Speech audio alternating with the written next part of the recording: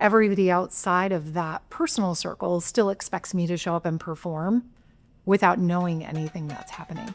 So when things are really complex or feel really heavy and really hard, what can you do to be successful anyway?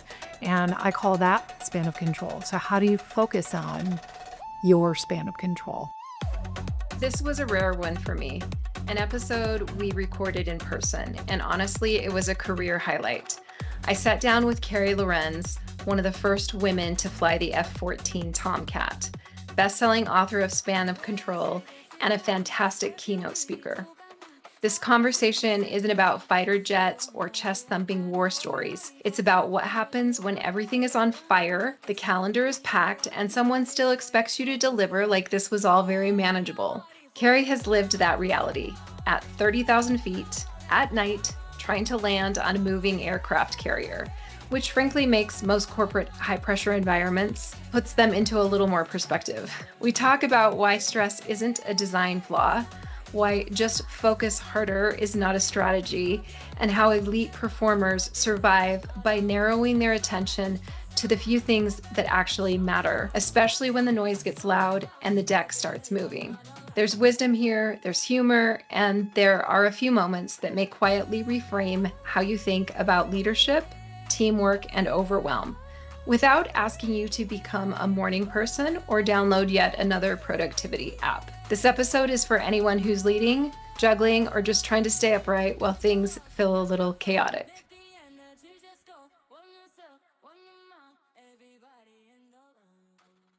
Well, Carey, I want to start with the title of your latest book, Span of Control.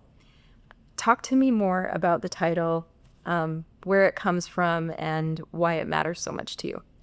So span of control is not just about like how most of us understand it from an organizational chart perspective or a hierarchy. It's more about this mindset or a tool of what do you focus on when you're really overwhelmed, when you're under pressure, and you still want to be successful. I think even those of us who maybe have a high-performing background and maybe people who are trying to become a high performer don't realize that with that being on that journey, there are going to be times that you are going to feel turbulence. You are going to feel fear. You are going to be vulnerable. How can you be successful anyway?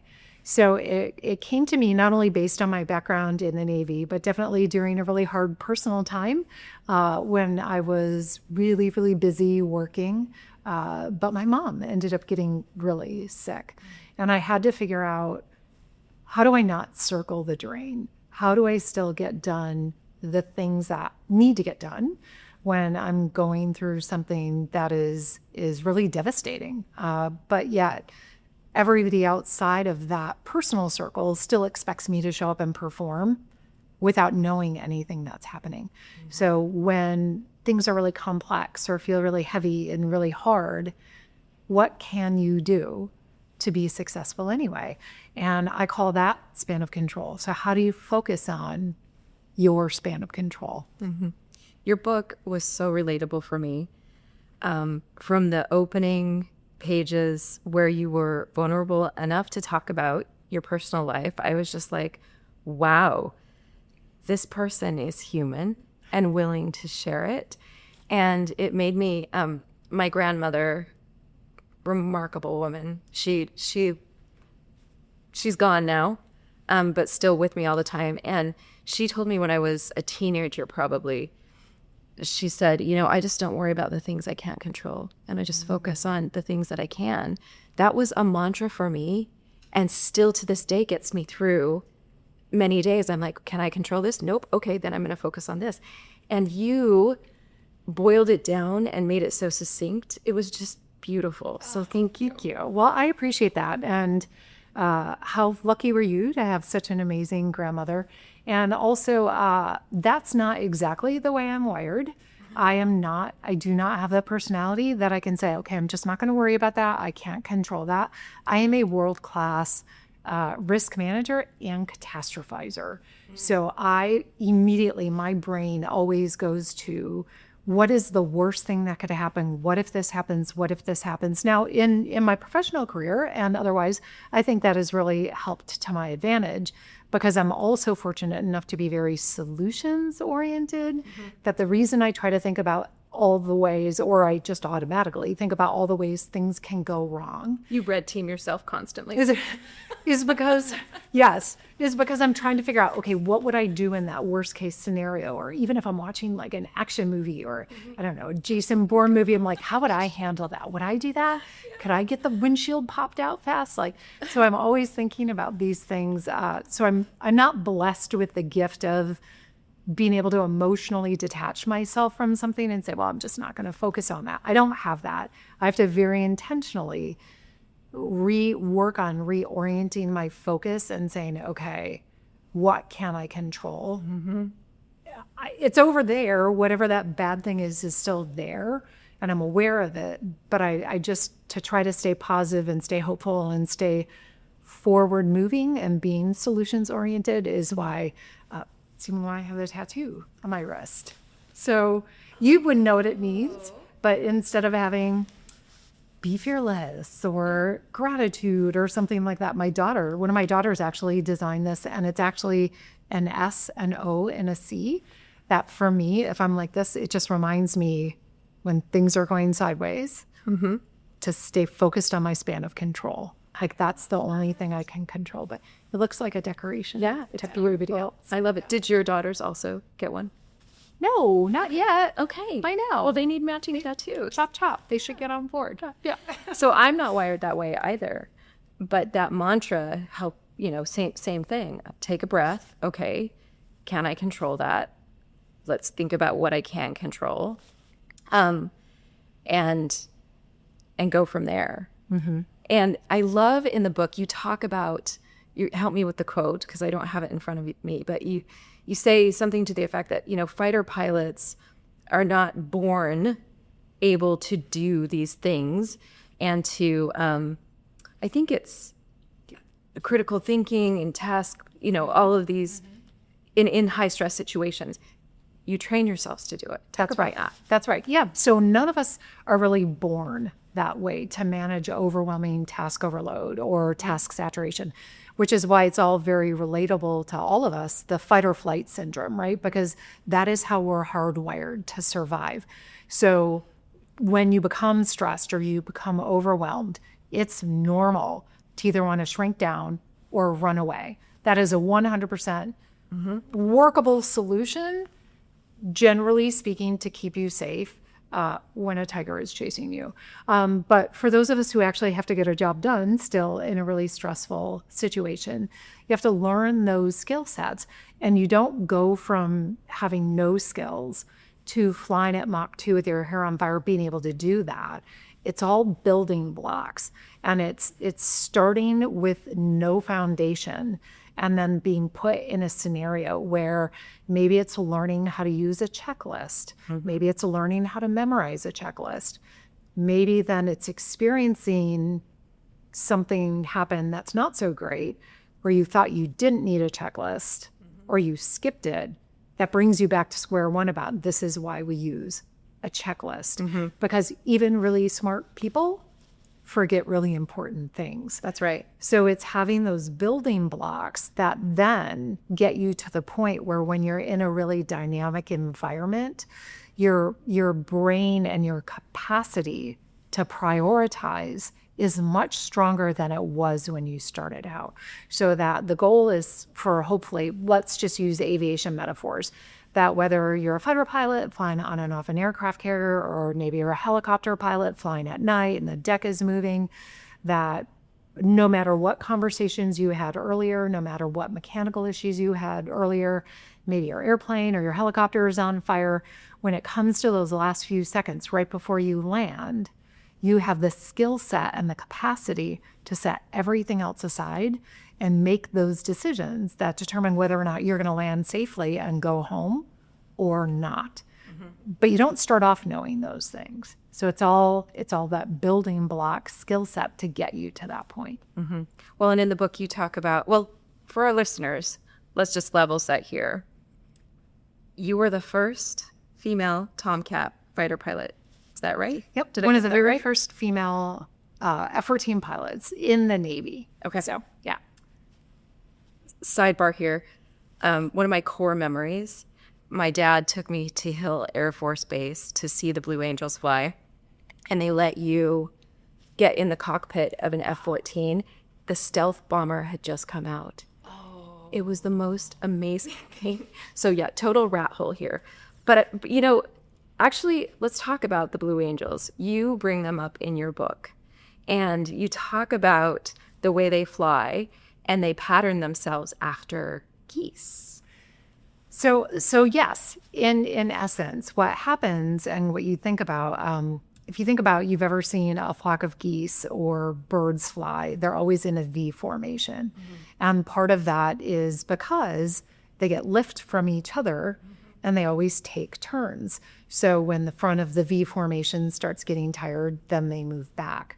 So, and they take turns sharing that collaboration load, if you will, to get somewhere.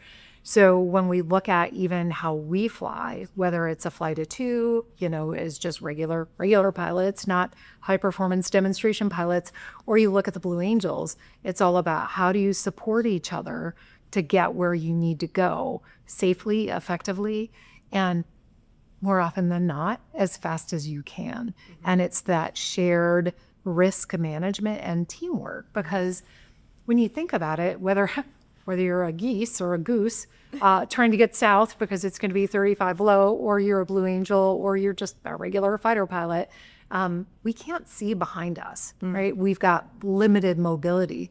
But when you have a wingman who can look behind you, now you have mutual support. So it's always building into how we maneuver, how we move, how we operate. How can you be the best teammate that you can be? How can you share the load so that you get to where you want to go safely and effectively? And the data that you share, I think you said it's 71%, they can get 71% further because they fly in this pattern. I also loved the fact that we hear the honking mostly at night because that's when they start to get tired. Yes. And they're cheering each other I on. know. Isn't that crazy? I started to cry a little bit. I was like, are you kidding me? As I read it, I thought of my team. My team at work. I thought, we're geese. Each one of my team members takes turns moving into the lead and creating that lift for the rest of us. And when they get tired, it's time for the next one to move in. And I just, that is our metaphor for the year and maybe forever. That's awesome. Well, and it's funny that you bring up even the honking part, because I think even now that I don't think you could find an organization or a team right now that is not feeling overwhelmed and that is trying to navigate what is, once again, quite a bit of uncertainty. And unfortunately, what happens is that one of the first things to go is that you stop celebrating each other's success or even taking the time to acknowledge your own. And yet, so going back to data and research, a sports metaphor, when you look at, there are several bodies of research out there that show that teams who celebrate after a goal, a field goal, a touchdown, or a score, who either high five or slap each other on the butt, not recommended. Probably I think it's an HR violation. HR violations nowadays, so we're not going to encourage that piece. But that they actually, the majority of the time, outperform teams that score but have a more modulated or stoic response.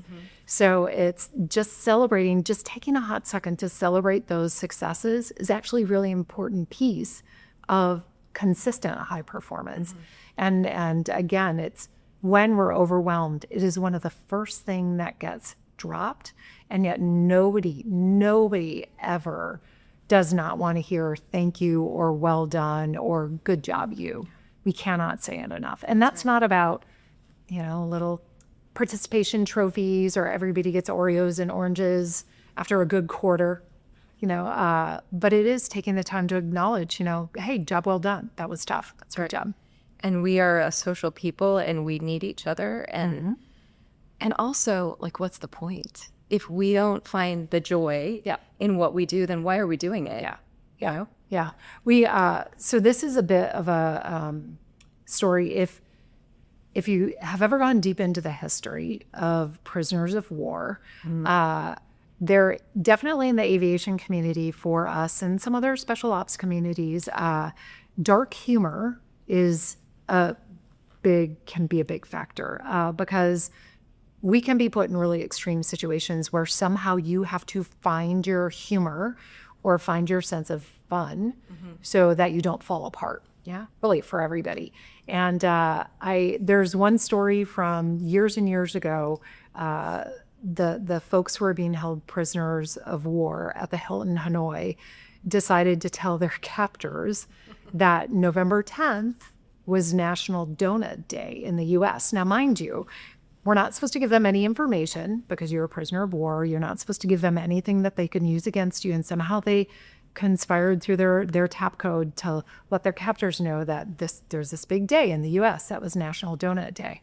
So when it came to be November 10th, the guards ended up giving them some little, doughy mass of yuckiness that was not a donut because they were trying to kind of psychologically torture them, but also say, we know this is what it is. But what the guards didn't know, but what all the prisoners of war knew, was it was actually the Marine Corps' birthday.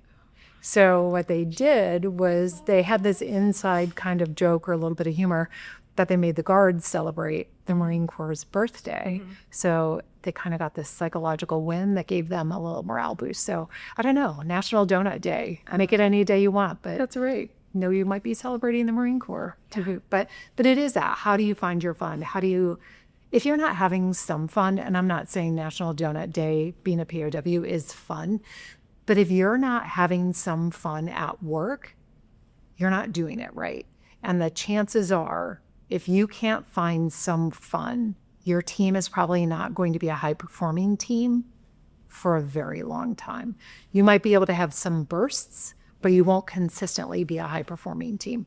Because again, we're wired to have fun, and it's an important piece of the whole experience as well. I also love you do not take a Pollyanna approach to life. Like you don't have, well, I'll just say you have this no bullshit way of saying this is how you can succeed, and you have very practical steps. So talk about the very practical steps that you use in your own life to manage stress, because we don't get rid of stress, and we don't really even want to. No, right?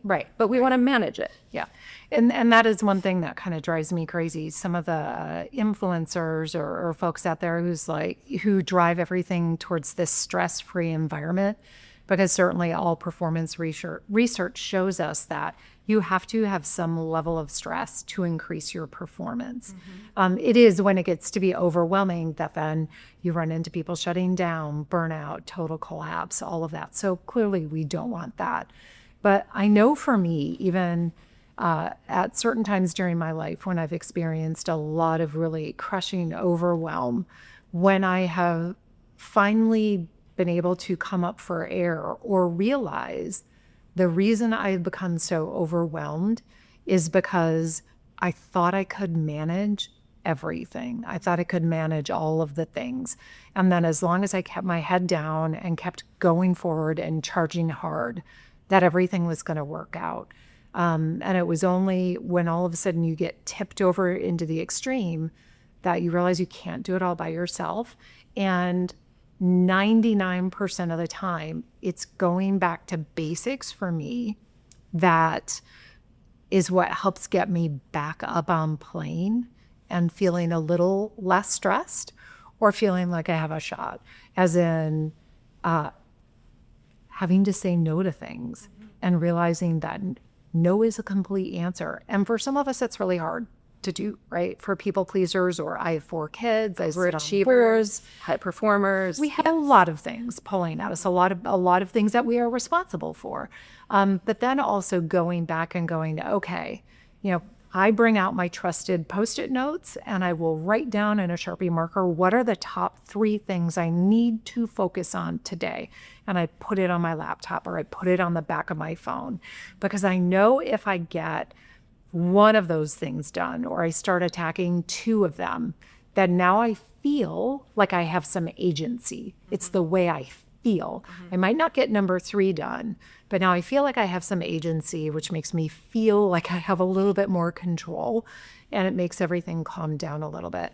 The challenge is when we think we write this to-do list of 17 things or 20 things. 20 things cannot be the most important things. Yes, getting your kids picked up at school is important. Yes, feeding people is important. Yes, yeah, there are certain things we must do. But then it's understanding for you when it comes to either family, fitness, finances, your work life, what are the 3 most important things? Because what I know to be true, definitely even in the research and the work that I've done with teams, is that pressure reveals your focus. And leaders under pressure, you will start to see immediately where their focus is. And it may not be where they think that they are focusing, but that pressure is going to reveal focus. So when we take it back even into the aviation part of the reason we take so much time to plan, part of the reason we make sure we have a checklist is so that we've thought about those things that could go wrong. We've identified those, we'll call them choke points during the day or during a flight where we know we're going to get overwhelmed. So we can already figure out how are we going to manage this, or worst case scenario, what would happen if this happened? Again, so we have something to deviate from. So at least we're heading in a direction that we know is valuable for us instead of being reactive and firefighting all the time. And it's fascinating because you'll run into cultures where they celebrate the firefighting all the time. That's exhausting. You are burning out your people. It feels good in the moment. It's not fun. And what you have done then is you've sucked up all of your capacity to stay reflective for just a hot second, whether it's 5 minutes, 10 minutes, 15 minutes, debrief what you just did. Again, were we successful because we were lucky, or is it because we did something right? Because we don't want to leave that success to chance. So when you start leaning back on and going back to your basics of a good process, you want to think about planning. You want your execution to be kind of predictable, and then you want to debrief so you can very, very quickly figure out what worked, what didn't, and why. So I do this with my kids. I do it all the time, and they did it even growing up. I've got some of my kids were big into motocross racing, and I would always put just a piece of duct tape even on their handlebar with just 3 things. Maybe it was one thing 3 times. Maybe it was corner, corner, corner. Keep going through your corners. Because then when you're done, you're like, how did you corner? Good. How was that corner? Good, right? But it's something to debrief too. Right. So that you can get a little bit better. But again, it's about taking the stress level down and having you feel like you have some agency in what's happening instead of always being out of control and firefighting. Right. And your focus. I really liked the way you applied what you learned as a fighter pilot, and you bring it forward into life. So you talk about, is it meatball?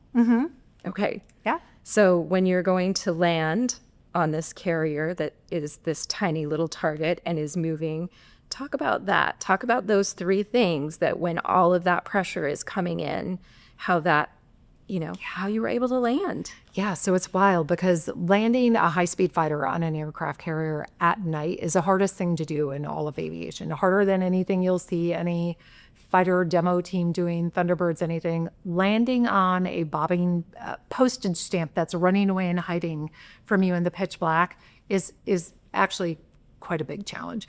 So it tests your ability to relentlessly prioritize and focus so that in that last, say, 3 to 5 seconds, everything that you were worried about before, the wind, the waves, the ship running away from you, comes down to what are the 3 things you can control. And we always said meatball, lineup, angle of attack. So your meatball is, am I on glide slope, right? Am I right where I need to be, high or low? Lineup is just simply, am I centered on the center line of the ship? Are the white lights where they need to be?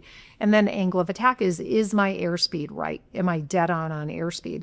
Because statistically, in that last 3 to 5 seconds, If you get that right, which you are switching your hyper focus on, 1,000 times a second probably, if you get those three things right, your chances of successfully landing are greatly increased. But if you deviate, or if you focus on where you're landing too long, things don't usually end well. Or if you're just focused on your airspeed, that means something else is getting away from you. But it's about identifying early on, when are you going to get the most overwhelmed? When are you going to become the most task saturated in whatever it is you're doing? And when is the risk of that happening the highest? So it's training your skills in that ability to relentlessly prioritize and focus on what matters most. But again, it's a building block, right? So I'll give you an example of when, which seems less scary, but has happened before. Several years ago, there was a group of 4 Air Force planes who were going to go fly some mission, who were taxiing to go take off. And a couple of them got overwhelmed with their pre-takeoff checklists, or maybe ground was talking to them, or whatever the case may be. And they actually rear-ended each other. So 2 of the airplanes suffered significant damage because they literally rear-ended the airplane in front of them. So to think that that task overload only happens airborne is not the case. Right. So it's something we just always have to really be on guard for, and kind of keeping your head on a swivel and paying attention and backing each other up as well. So, because even the best people can have a fender bender on the ground. So, Right. Well, I want to shift gears a little bit, because if we had 5 more hours, I might get through any of my questions that are written down. But I don't want to end without talking about, you're a pioneer. So no matter your gender, your race, what you've done is inspiring, and it will help people.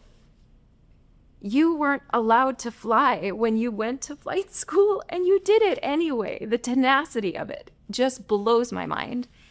And you talk about your ladder, that the people that showed you it was possible. And one of those stories I was unfamiliar with until I read your book are the WASPs. So I'd like you to talk about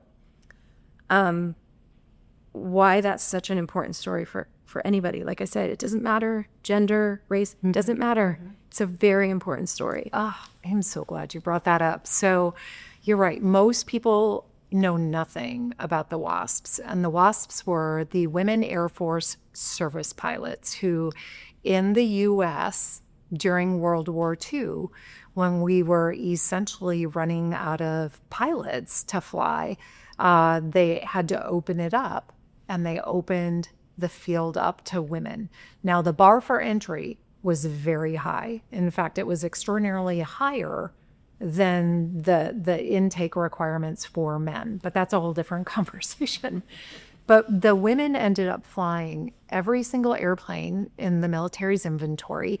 They worked as flight instructors, they were maintainers, they were test pilots, they were ferry crew. The only thing they didn't do was fly over in theater. So this cadre of about 1,250-ish women ended up flying over 2 million flight hours. But then as soon as we were successful in World War II, they were told, they thought they were going to continue to fly, and they were told, you know what, thank you very much for your service. Put your flight gear away. We don't need you anymore. Go back, be wives, homemakers. Don't speak of this again. Which, as you can imagine, for women who had dedicated years, and there were quite a few women who died doing this as well, was devastating, because they made such a significant contribution to our success, and they were part of the team, and then we're told, you're done, and now go be invisible. And what is fascinating to me, so that was in the mid-1940s, was there were a couple of them starting in the late 50s and 60s who started to kind of push back and say, but wait, we were veterans. We did this. We served. We still want to be doing this. And not that they were looking for acknowledgement. They just still wanted to be able to do professionally what they had done.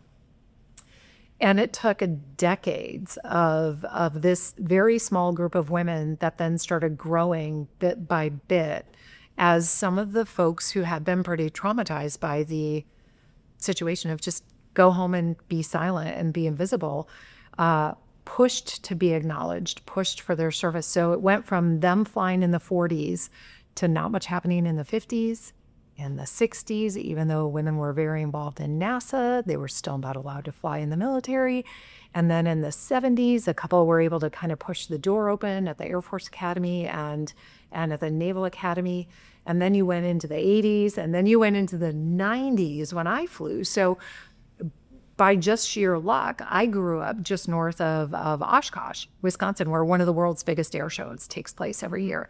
And when I was about 11 years old, I met one of the WASPs.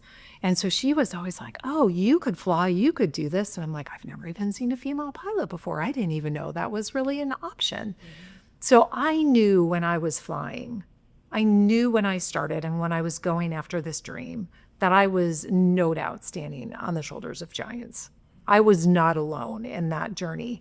And it was only in 2009 that those women were awarded a Congressional Gold Medal that people started discovering they had this magnificent history. Mm-hmm. So I think that when you know history and you understand, and I was fortunate enough to end up being the president of the Women Military Aviators Association, and I met a bunch of these amazing women who were then in their 80s and their 90s, that you realize how important it is. And they were advocating the best they could to, when you get in any position, to always be putting the ladder down and bringing people with you. Because if you're not doing that, what are you doing? So you were successful. Yay, right. Good for you. Show me who you brought with you, or show me who you mentored. Show me who you're coaching or who you're trying to open a door for. So when I started flying, I didn't go in with the intention of, oh, I'm going to open doors, I'm going to crush it. I went in knowing I brought this history with me, mm-hmm. and that, what if I have a chance? What if I have a chance to do this? Mm-hmm. And it's only because I was able to kick a door open a little bit further that then opened the door for the women who came after me. And that's amazing. It's incredible. And you've shared that you never wanted to be in the spotlight. You wanted to you just wanted to fly the plane. Yeah. And so thank you, because you put that ladder down, and not just for people who want to be fighter pilots, but for anybody that says, I want to do that. Yeah. Because you've shown, you know what, like I said, you weren't allowed to fly when you went to flight school. I know, it's crazy. And you did it anyway. Yeah. Well, yeah, women were not allowed to fly in combat. And I was very fortunate. My dad had flown in the Marine Corps, and I've got family who are in every service. But one of the things that my dad used to always say to my brother and I as we were growing up, and he was very calm and, always just seemed very in control. He was always like, hey, you know what? Just remember, those who tell you you can't and you won't are usually the ones most afraid that you will. And when you let that kind of sink in your bones and you wonder why, sometimes we have family members that are like, oh, I don't know if you should do that. That's scary or that's risky. It's because they don't want to see you fail, right? They're scared for you. Right. But other times you have these outside forces that are chirping, saying, oh, we don't need this or we don't need that. It's actually because they're scared you're going to be successful, mm-hmm. and they're afraid what that might take from them. Right. Instead of it's a zero-sum game. Absolutely. It's crazy. It's a scarcity game. Yeah. Instead of realizing, why don't we just try to get the best talent and get everybody we can on board, mm-hmm. and let's just go out and crush it. That's right. So that's right. Just have to kind of remember that sometimes there are nuances in that. Well, thank you. And like I said, I wish we had all day to talk, but I'm going to get to our tech talk questions. This is one of my favorite parts. This is just fun from the gut, rapid fire. If you could drop one piece of cockpit tech into today's corporate boardrooms, what would it be? I would give you a high-speed radar that you could very, very quickly designate what you need to be focusing on, and it kept all of your attention on that while you saw other things, but you didn't lose sight on what was the most important thing to focus on. So I give you a radar. Please. I would love that. Okay. Can I ask you what your call sign is? Is that? Oh, call signs. Call signs are a bit of a hot topic because just generally speaking, know that they are generally not politically correct. So I'm just saying that as a disclaimer. Don't anybody come at me. And know that you don't get to choose your own call sign. Oh, I didn't know Nope, that. nope. Otherwise, you'd have 100 Mavericks and That's right. and like just super. I don't know, Adonis. Maybe that one's too long. I don't know. But mine was Vixen. So again, not politically correct. It's only 1X, not 2, so it gets through most spam filters. Okay. But it was simply because there were so few women around that whenever we deployed, people out in the town always assumed I was somebody's girlfriend and not a pilot. So it's kind of tongue in cheek, but usually get a call sign because something either notable you did, something not so notable, or it simply rhymes with your last name. So we're very simple creatures. Well, I kind of love it. All right, last question. If you could pilot any vehicle from sci-fi or pop culture, what is it? What's your ride? Well, I'm sure people would expect me to say probably something from Top Gun Maverick, but I think my kids would prefer that I would say a Transformer. I think I like that one better, yeah. Because they're fast, Yeah. they're colorful, they're shiny, and they can be anything they need to be. You can just be the Transformer. You don't even have to be the pilot. You are the You just are it. You just right. make stuff happen. And you look glossy and you're fast and stuff works. Who doesn't want to be a Transformer, I want right? to be a Transformer. I mean, is there a better answer? No, Have you ever, what are some of the other ansars? I've never asked anybody else this question. Oh, well, I mean, I would have that on said your like a TIE checklist. fighter or an X-Wing, but I'm also a Star Wars nerd. So yeah, why not a Transformer? I didn't think of that, and I love it. Yeah. All right, well, thank you so much for joining us on Tech Transforms today. Thanks for having me. I'm glad to be here. Yeah. And thank you, audience, for joining us. Please share this episode and smash that like button. Last question, actually. Where can our listeners find you and your work? So you can find me online, CareyLohrenz.com. I am on social media. You can send me a message on social media. I don't post a ton. I will try to be better this year. Well, and you have a website, I right? do have a website, CareyLohrenz.com. That's right. And I found you on LinkedIn. Oh, yeah. Okay. I'm on LinkedIn. And I actually have a podcast that still has some very good Your episodes. podcast is very good. I wish you would do more. I pick it back up, please. Okay. I'll do that. Maybe I'll have to come join me on my podcast. I would love that. Let's do it. All right. So share this episode. Until next time, stay curious and keep imagining the future. Thanks for joining us on Tech Transforms. If you enjoyed this episode, please smash that like button and talk about it with a friend. I'm Carolyn Ford, and this is Tech Transforms.